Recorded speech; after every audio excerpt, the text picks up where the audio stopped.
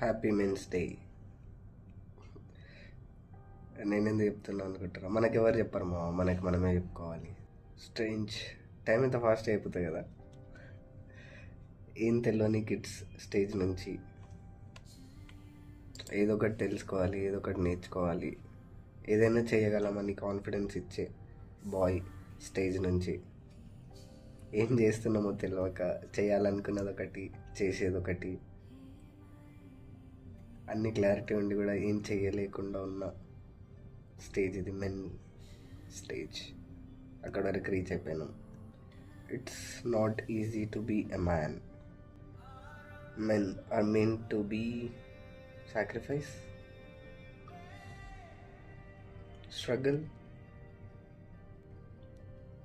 Family కోసం తన డ్రీమ్స్ని sacrifice చేసి సొసైటీలో స్ట్రగుల్ అవుతున్న మెన్ అందరికీ.